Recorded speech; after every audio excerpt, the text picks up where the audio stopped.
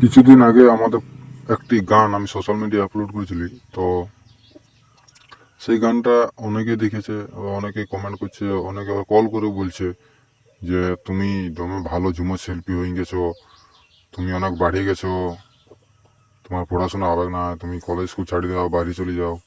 তো এইগুলো বলার কোনো দরকার নাই। ব্যাপার হচ্ছে আমরা পুরুলিয়ার ছেলে, পুরুলিয়া গান ঝুমর আমাদের থাকবে কি। যারা গান ঝুমরের মর্ম জানা নাই তারা কিছু বুঝতে পারবে না। আগে নিজে বলো, কন্টেন্ট করো, তারপর বলবে লোককে। আমি কি কিছু ভুল ভিডিও বানাইছি সেটার জন্য আমাকে এত অপমান সহ্য করতে হচ্ছে? তাহলে তোমাদের মতে যারা পুরুলিয়া গান করছে ওরা তাহলে কি হয়েছে?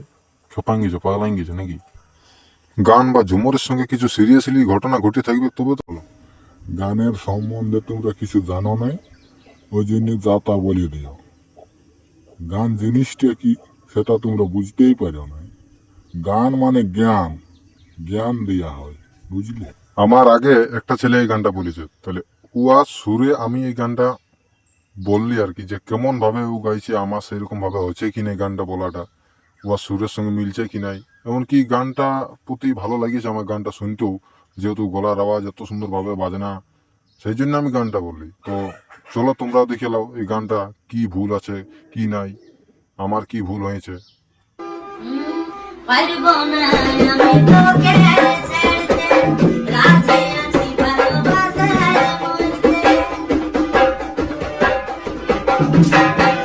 পারবো না আমি তোকে ছেড়তে, রাজি আছি ভালোবাসার মধ্যে। ও যদি মরি তো মরে যাবো, তাও তোকে আমি না ছাড়বো। যদি মরি তো মরে যাবো,